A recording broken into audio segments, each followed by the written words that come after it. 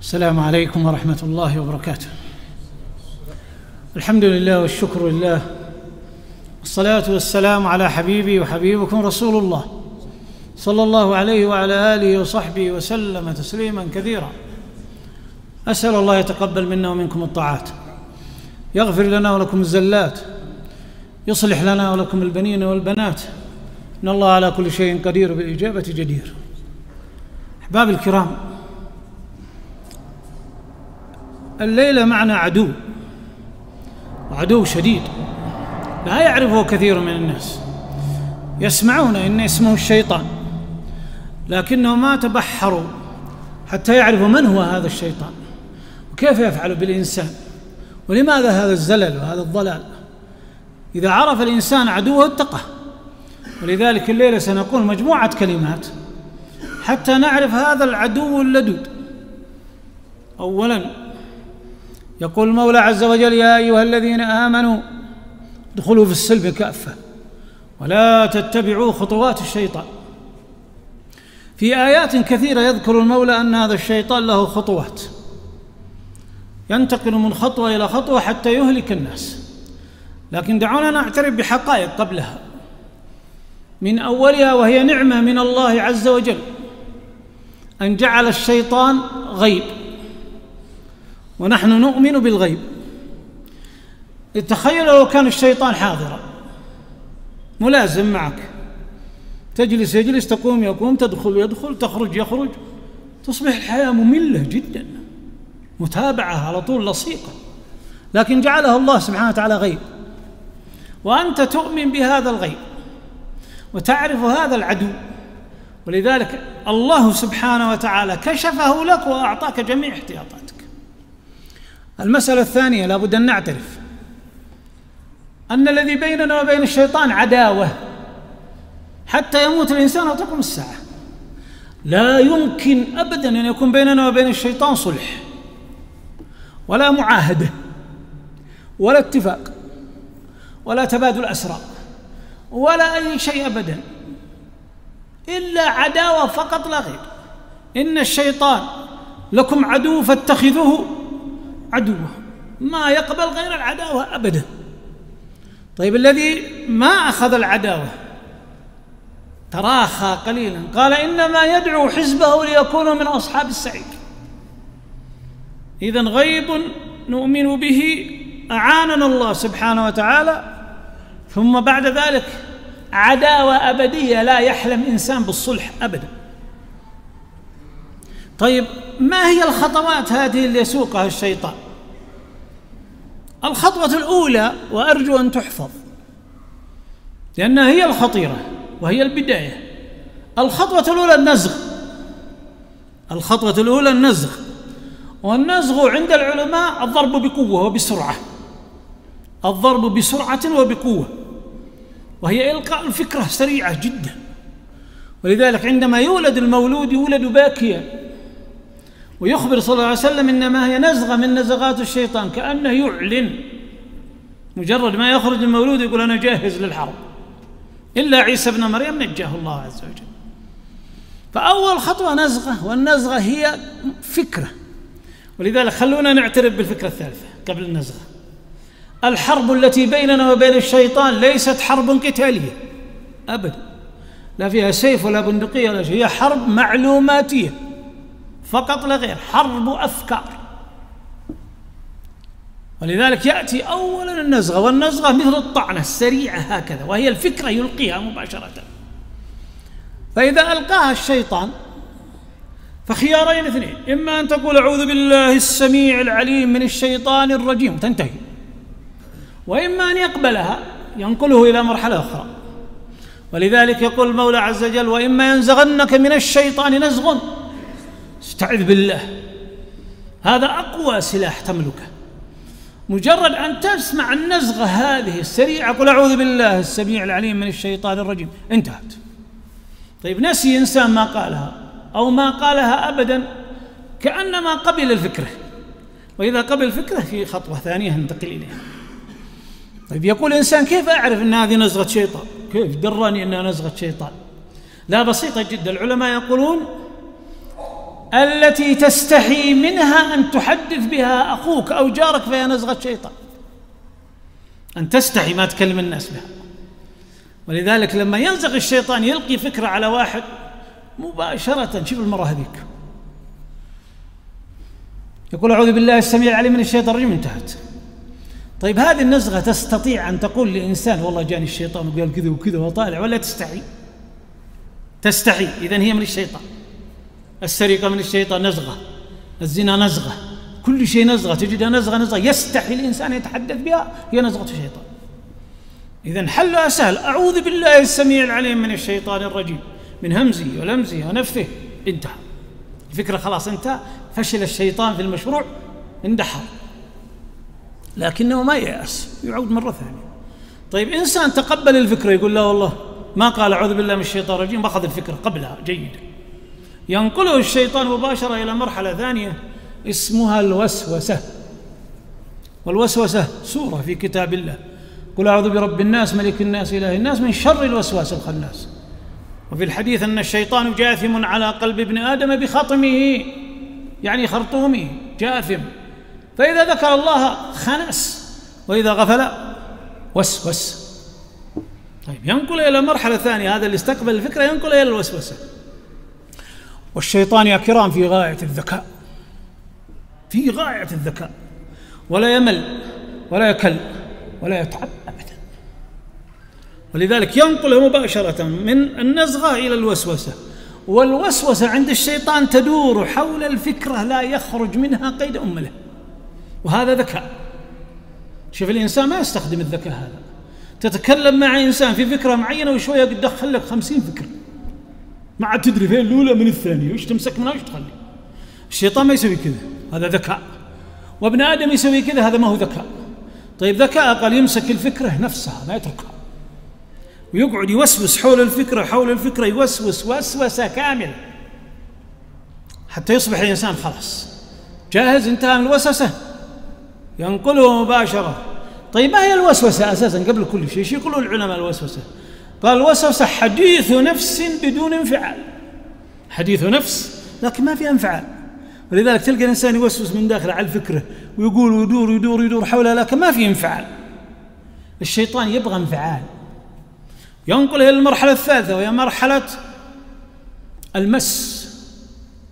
والمس ليس كالذي يتخبطه الشيطان من المس، لا ليست هي، إنما يمس جارحة من جوارحه لينفعل، فيمس كرامته، يمس شيء حتى ينفعل، يخرج له انفعال، تحمر عينيه، تنتفخ الوجهين، يبدأ تشعر عليه أنه والله بدأ ينفعل. فإذا بدأ ينفعل نقل إلى المرحلة اللي بعدها وهي مرحلة الاستحواذ. ترى مرحلة المس هذه لا زالت بدائية، يستطيع يتراجع ويقول أعوذ بالله من الشيطان ويرجع. طيب كيف؟ قال الله سبحانه وتعالى إن الذين آمنوا إن الذين اتقوا إذا مسهم طائف من الشيطان تذكروا فإذا هم مبصرون. في المرحلة هذه يستطيع الإنسان أن يتذكر ويرجع يقول أعوذ بالله من الشيطان الرجيم ويرجع. طيب ما تذكر ينقل إلى المرحلة اللي بعدها وهي مرحلة الاستحواذ. ومرحلة الاستحواذ خطوة الاستحواذ تستحوذ عليه الفكرة كلها بأكملها ويستحوذ عليه الشيطان. لذلك تجد بعض الناس يقول يا أخي عندي فكرة في رأسي عيت ما تروح من 10 سنوات. ليه عيت ما تروح من 10 سنوات؟ استحوذ عليهم الشيطان فأنساهم ذكر الله، خلاص بلغ مرحلة الاستحواذ. طيب مرحلة الاستحواذ ليست مرحلة نتائج، لا، إذا خلاص استحوذ عليه نقله مباشرة إلى آخر مرحلة وهي مرحلة الزلل، فاستزلهم الشيطان. ومرحلة الزلل هي مرحلة النتائج، هي مرحلة الوقوع في الخطيئة، هي مرحلة النتائج كلها. رأيتم الخطوات الآن كيف يتدرج؟ ترى الخطوات هذه ما تحتاج كل خطوة الخطوة الثانية أسبوع، لا، لمح البصر كذا ينتقل على طول. الشيطان ذكي ما ينتظر، على طول رمى الفكرة مباشرة في قلبه أو في بطنه، استقبلها نقله مباشرة الوسوسة حول الفكرة نفسها، كملت الوسوسة نقله على طول على مس حتى انفعل نقله على طول مباشرة إلى فكرة ثانية والاستحواذ، استحوذ عليه واستحوذ على الفكرة، خلاص جاهز نقله إلى الزلل. طيب خلونا نعطي شوية أمثلة عشان توضح. الأول أبونا آدم عليه السلام وقع فيها تماما. أدخله الله سبحانه وتعالى الجنة وزوجه وشرط عليه شرطين، أمره بأمر ونهاه عن نهي: كلوا واشربوا ولا تقربوا هذه الشجرة. خلاص واضحة. جاء الشيطان مباشرة رمى الفكرة: هل أدلكم على شجرة الخلد وملك لا يبلى؟ هذه النزغة خلاص مباشرة. طيب آدم عليه السلام استقبل النزغة، بدأ يوسوس حولها بأشياء كثيرة جدا، حتى أن آدم انفعل، أخذها مباشرة ليريه هذه الشجرة، ما يعرف مكانها، هي بعيدة، تعال. ولذلك يقول الله سبحانه وتعالى: فدلاهما بغرور. شوف، دل وأدلى فرق كبير. أدلى يعني بسرعة، فأدلى دلوة، قال يا بشرى هذا. لكن فدلاهما بغرور يعني شوي ما عنده عجلة. ولذلك إخواننا في اليمن يقولون دلا، يعني شوي، صح ولا لا؟ فدلاهما بغرور، أخذ شوي. هذه الشجرة. آدم يقول: نهانا ربنا. قال: ما نهاكما عنهما إلا أن تكونا ملكين وتكونا من الخالدين. هذا التعزيز الكامل للقضية بعدها. ثم جاء بعدها السلام مرحلة ثانية، قال: وقاسمهما بالله. بعض المفسرين يقول: ما كان آدم يظن أن أحدا سيحلف بالله كاذبا، لا، وجد السيد الأول الذي يحلف بالله كاذبا، وجد. طيب جاءت مرحلة الزلل، زل ولا ما زل؟ وأخرج من الجنة ومن نعيمها إلى الأرض. شوفوا الخطوات كلها مسلسلة. طيب خلينا نأخذها نحن فكرة عندنا. في مجلس من المجالس أنا أتحدث فيه حديث عام للناس، دخل شخص بيني أنا وياه شوية خلاف، مباشرة مجرد ما يدخل الشيطان على طول يقول له: ترى يتكلم فيك.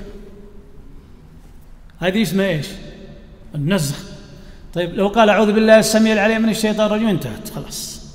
طيب ما قال: أعوذ بالله من الشيطان الرجيم، ينقله للمرحلة اللي بعدها، يقعد يوسوس له شوية، وسوسة بلا انفعال: والله أن كل مرة ترى يتكلم فيك، وأنت قد تأخرت ولا رشيت قبل شوية، والله أنك أنت نعرفك. هذه اسمها عملية إيش؟ الوسوسة، لكن ما فيها انفعال، يبغى انفعال. ولذلك يمس كرامته، يقول في كل مجلس هو ما إلا أنت، ما وراه إلا أنت في كل مجلس.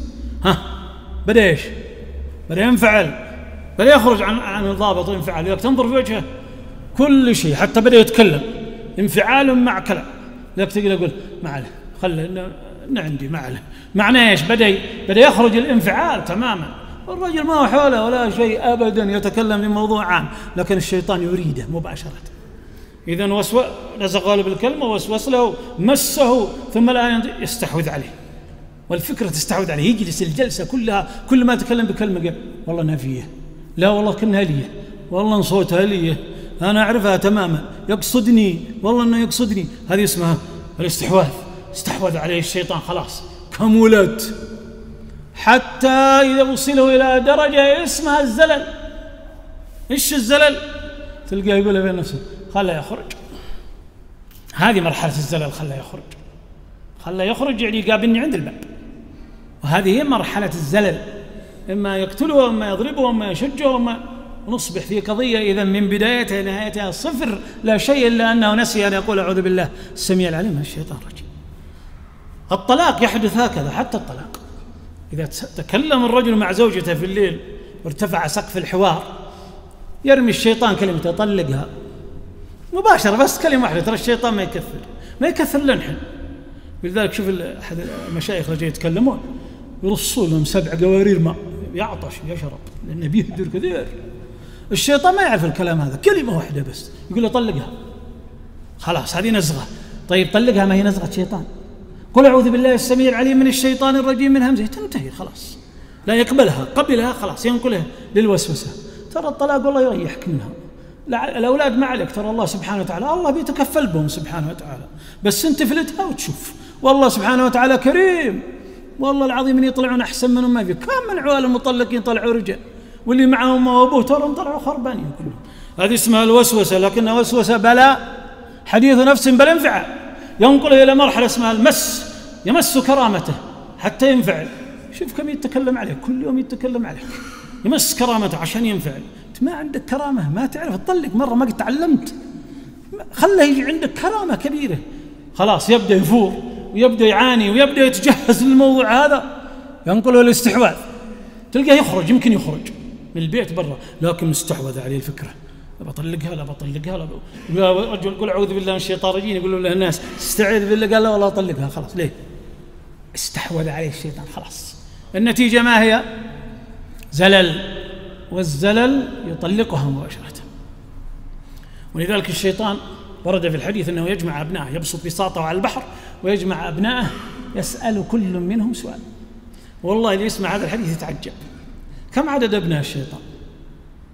أحد يعرف عددهم؟ ما تعرف، عدد لا يعدى لا يحصى، ومع ذلك يسألهم واحد واحد، يعني ما عنده ملل ولا عنده تعب ولا يكل أبدا.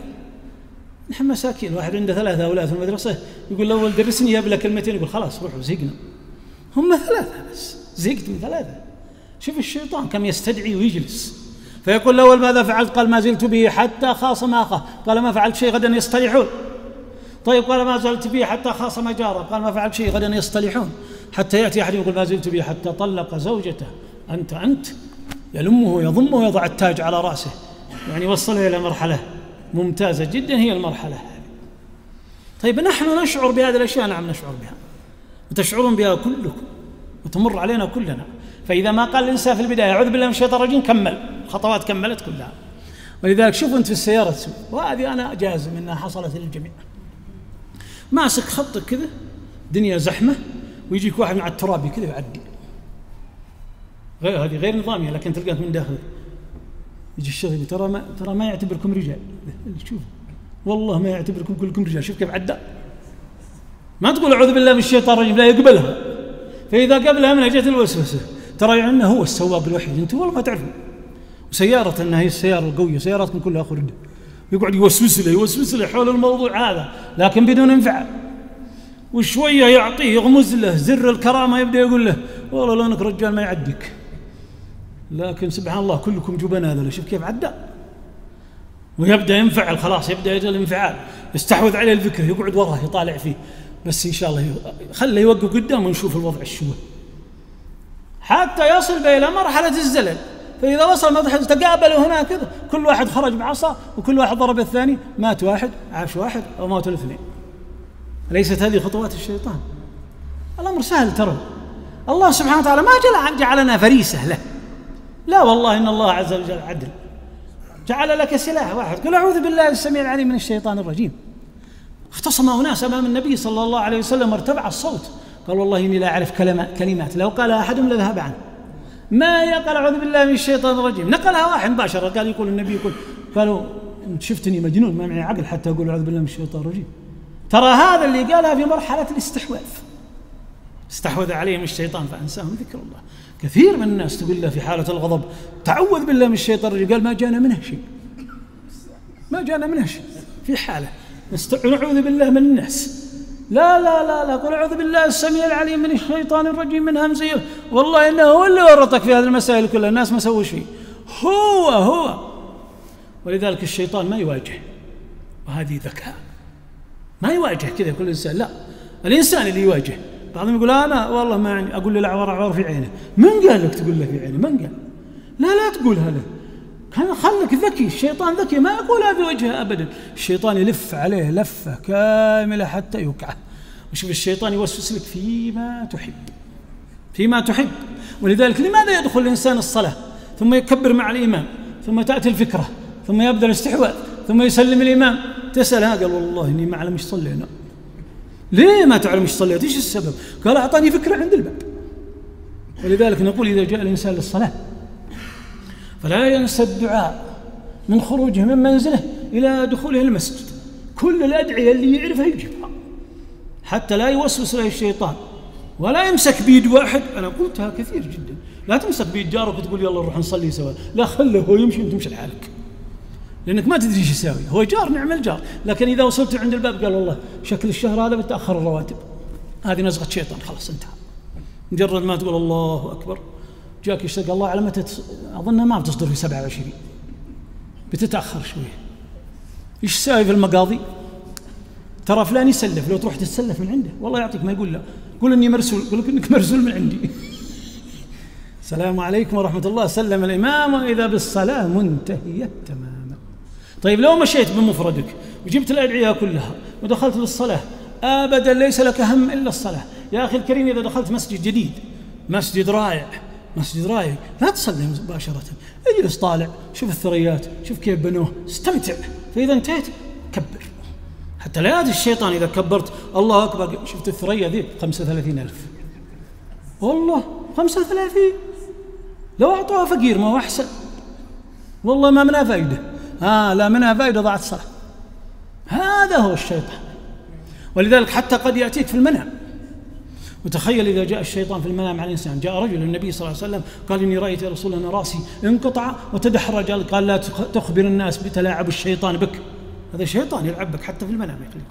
ليه؟ لأنه نام بلا وضوء وما قال أعوذ بالله من الشيطان الرجيم من همزه ولمزه ونفثه، تلاعب به الشيطان. يروي أصحاب السير أن رجل عادي جدا رأى الشيطان في المنام، ثم رأى مع الشيطان هذا أشياء كثيرة، خيوط، حبال، جنازير ضخمة، أسلاك، أشياء كثيرة جدا جدا. فسأل الشيطان قال: ما هذه الأشياء؟ قال: هذه التي أجر بها الناس. قال: طيب والجنازير الكبر هذه إيش قصتها؟ قال: للعلماء وتتقطع. ثم نفخ فيه الشيطان نفخة شيطان يعرفون الناس. فنظر إلى الشيطان فقال: وأين جنزيري؟ شوف نفخة الشيطان، يعني أن أنا من العلماء، أين جنزيري؟ الشيطان ذكي ما حد يلعب عليه. قال: جنزيرك كبير جدا ما أقدر أشله في البيت، تبغى تشوفه؟ قال لي الله وراي. مشى وراه من الصبح إلى الظهر. في الأخير قال الشيطان: بيتك بعيد. قال لي: إيش تبغى؟ قال: أشوف جنزيري. قال: أنت مالك جنزير؟ قلت: تعال تطردني من الصبح إلى الظهر، أنا أبغى أفتك منك. رأيتم كيف؟ إذن عدونا شديد، عدونا ذكي، عدونا خطير جدا جدا. فإذا شعرت بشيء غمز هنا فلا تقبله. قل: أعوذ بالله السميع العليم من الشيطان الرجيم، في أهلك، في ابنك، في ابنتك، في جارك، في صاحبك، في كائن من كان. قل: أعوذ بالله السميع العليم من الشيطان الرجيم من همزه ولمزه ونفثه، ثم اذهب مباشرة واسأل عن الموضوع. لا تنتظر الشيطان ينقلك من مرحلة إلى مرحلة حتى ينقلك إلى الزلل. والله كثير ممن رأيت في حياتي، حتى من القتلة التي قتلوا، قلت: كيف قتلت؟ تعال أعطني المشوار كذا. وإذا بخطوات الشيطان، خطوة خطوة، ونقل من هذه ونقل من هذه ونقل من هذه حتى أوصله إلى الزلل وانتهى الموضوع وزلت الخطى. إذن سلاحكم معكم فتاك. أعوذ بالله السميع العليم من الشيطان الرجيم. قلها الصباح وقلها في المساء. بعضهم ما يقولها حتى وياكل. الشيطان إذا أراد الإنسان يدخل بيته وقال: أعوذ بالله من الشيطان الرجيم، قال الشيطان: لا مبيت. طيب أراد أن يأكل، بسم الله، قال: ولا طعام. طيب أراد أن يبات، قال: بسم الله، قال: ولا مبيت. كلها خلاص انتهت، أسلحة كلها فتاكة. خرج. الأذان سلاح عجيب جدا، إذا سمع الشيطان فر. تجي على بعض الناس تقول له: قل بسم الله وانت تأكل. قل بسم الله الرحمن الرحيم. قلناها خلاص. لا ما قلتها ولا قلها. ولذلك يقول لي واحد، يقول: قلت لبنتي قولي بسم الله الرحمن الرحيم لا يأكل الشيطان معكم. قالت: خليه يعاوننا، نسمن، خليه يأكل شوية وشوية نضعف بدل ما نأكله كله لحالنا. لا هذا ما يصلح، يا ليته يأكل يكتفي بالأكل، كان الأمر بسيط. لا لا لا لا، أعطى بس فتحة بسيطة كذا ما يخرج إلا قد أخرجه من الدين. ليه؟ لأنه تعهد: أقعدن لهم صراطك المستقيم. خلاص ما في. ولذلك الناس مع الشيطان ثلاثة: فائزون، أسأل الله يجعلني ويجعلكم من الفائزين. خاسرون، نعوذ بالله الخاسر. الثالث سجال، يقول: مرة أغلبه مرة يغلبني، مرة أغلبه مرة يغلبني. الخاسرون هؤلاء لهم ثلاثة مواقف مخزية جدا جدا يوم القيامة. الموقف الأول في البعث. إذا بدأ البعث قام هؤلاء الخاسرون يقولون للشياطين: إنكم كنتم تأتوننا على اليمين. تأتوننا على اليمين يعني تأتوننا عن طريق الدين، صلاة وصيام وصدقة. قال: بل لم تكونوا، رد عليهم: بل لم تكونوا مؤمنين، أصلا أنتم كذابين من بداية البعث، ما كنتم مؤمنين أساسا. طيب والموقف الثاني خزي أمام الله سبحانه وتعالى. وقال قرينه: ربنا ما أطغيته ولكن كان في ضلال بعيد. قال: لا تختصموا لدي اليوم وقد قدمت إليكم بالوعيد. الموقف الثالث في جهنم، خلاص في النار. ربنا أرنا الذين أضلانا من الجن والإنس نجعلهما تحت أقدامنا ليكونوا من الأخسرين. تحت قدمك، فوقك، يمين يسار، كله مولع، لكن الحسرات في الصدور. ولذلك أخبر النبي صلى الله عليه وسلم بعد هذه الحادثة: يبنى للشيطان منبرا من نار. تخيل في جهنم يبنى له منبر ويطلع يخطب خطبة عجيبة جدا. وقال الشيطان لما قضي الأمر، انتهى الأمر خلاص: إن الله وعدكم وعد الحق ووعدتكم فأخلفتكم وما كان لي عليكم من سلطة. جيبوا لي واحد يقول حطيت مسدس في راسه قلت والله نسوي كذا، ما لي عليكم من سلطان إلا أن دعوتكم فكرة فاستجبتم لي، ما أنا بمصرخكم وما أنتم بمصرخي، والله لا بغيثكم اليوم ولا بتغيثون، كلنا سواء. ثم ينتهي الأمر ويبقى أهل النار في النار وأهل الجنة في الجنة، جعلكم الله من أهل الجنة. فعلى الإنسان في كل موقف من المواقف الشديدة الحديدة يقول أعوذ بالله من الشيطان الرجيم. جاءك في الشارع أعوذ بالله من الشيطان الرجيم، في المنزل أعوذ بالله من الشيطان الرجيم، في كل مكان أعوذ بالله من الشيطان الرجيم حتى لا يمسك. نسأل الله يعيذكم من الشيطان الرجيم، وأبناءكم ونساءكم وأولادكم وبناتكم، نسأل الله يحفظكم منه حفظا كاملا، إن الله على كل شيء قدير. شكر الله لكم، أعتذر، صلى الله على محمد. جمعية الدعوة والإرشاد وتوعية الجاليات بأبها، بالدعوة نحيا.